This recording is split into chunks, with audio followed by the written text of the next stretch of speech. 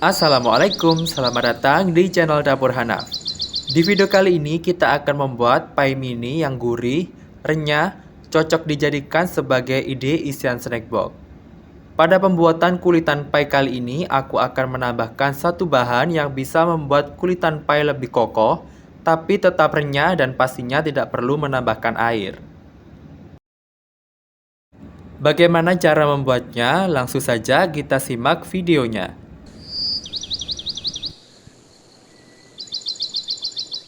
Langkah pertama kita buat untuk isian pie-nya terlebih dahulu.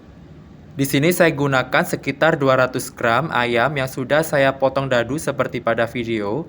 Ini kita tumis terlebih dahulu agar matang. Setelah matang kemudian kita sisihkan dan lanjut kita lelehkan 1 sendok makan margarin. Kemudian kita tumis setengah siung bawang bombay. Kita potong kasar untuk bawang bombaynya dan kita tumis hingga benar-benar wangi serta layu. Setelah bawang bombay mengeluarkan aroma wangi, kemudian kita tumis terlebih dahulu 1 buah sosis yang sudah dipotong seperti pada video. Untuk jenis sosis yang digunakan opsional, namun di sini saya menggunakan sosis ayam dengan varian keju. Selanjutnya kita masukkan ayam yang sudah ditumis. Kemudian kita tumis semua bahan hingga benar-benar matang dan terlihat kecoklatan.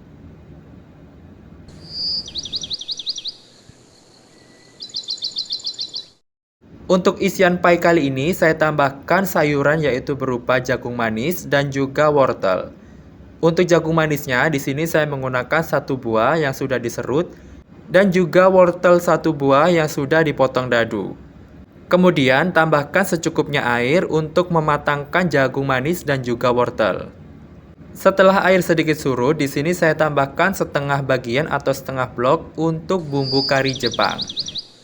Untuk isian pie kali ini saya membuat pie gurih dengan isian sosis, ayam dan juga sayuran dengan menggunakan bumbu kari Jepang.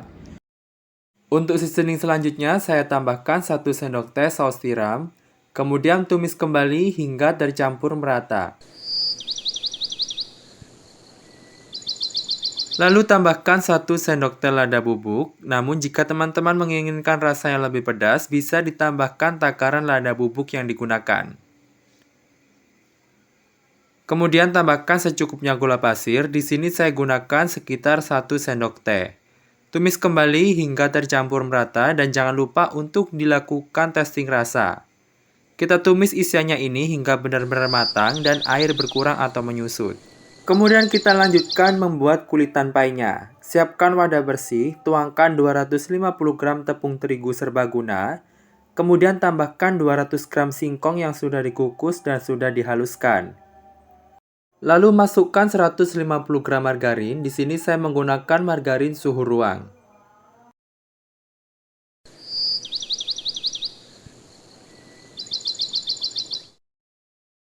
Tambahkan 1/4 sendok teh garam dan juga 2 sendok teh gula halus.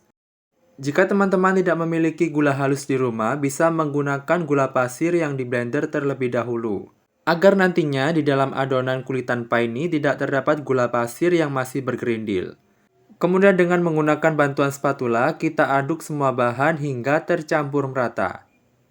Karena adonan semakin berat diaduk dengan menggunakan spatula, di sini saya menggunakan tangan yang sudah dialasi dengan menggunakan sarung tangan.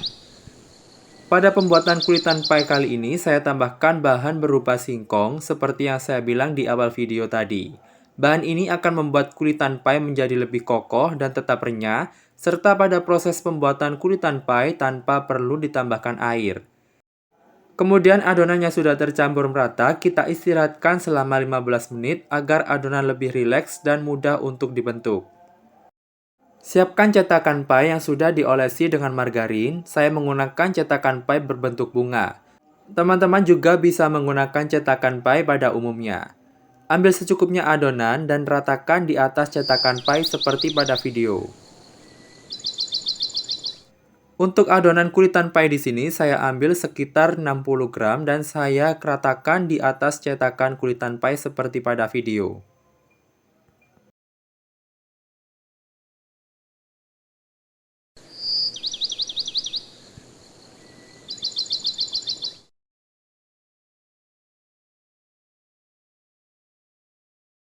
Setelah adonan merata, kemudian kita lubangi kulitan pai ini dengan menggunakan garpu. Kita tusuk dengan menggunakan garpu seperti pada video hingga merata, fungsinya agar kulitan pai bisa matang merata hingga ke dalam.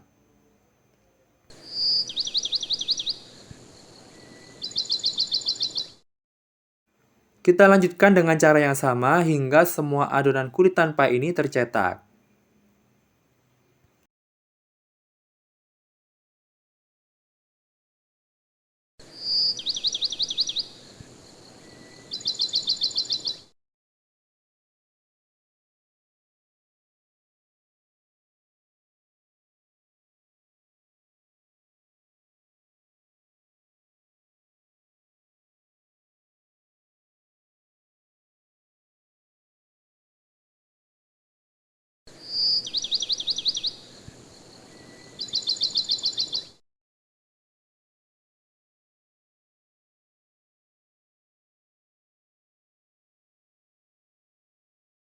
Dan seperti inilah untuk adonan kulitan pai yang sudah berada di dalam cetakan.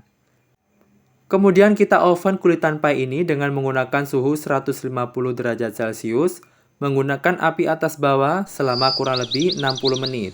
Pastikan oven sudah dipanaskan sebelumnya dengan suhu yang sama, dan proses pengovenan di sini pastinya bervariasi menyesuaikan dengan jenis oven yang digunakan. Pastikan teman-teman mengetahui karakteristik dari oven yang akan digunakan. Setelah matang, kemudian kita keluarkan kulitan pai dari oven. Untuk aromanya ini sangat wangi sekali. Perpaduan antara butter dan juga singkong yang digunakan. Siapkan cooling rack, kemudian kita keluarkan kulitan pai yang sudah matang dari cetakan. Tentunya ini sangat mudah sekali dikeluarkan dari cetakan.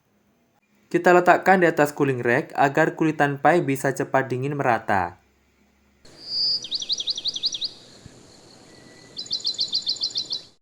Setelah kulitan pai dingin, kemudian kita beri isian sebanyak 1,5 hingga 2 sendok teh. Dari resep yang digunakan dihasilkan sekitar 13 pieces kulitan pai. Untuk isian di sini saya menggunakan sosis, ayam, jagung manis dan juga wortel dengan menggunakan bumbu kari. Teman-teman juga bisa menggunakan isian yang lainnya seperti halnya ragut. Di bagian atas dari isian kita beri taburan keju parut. Fungsinya agar menambah rasa gurih dan juga creamy dari pai yang dihasilkan. Agar aromanya semakin wangi, di sini saya tambahkan secukupnya oregano.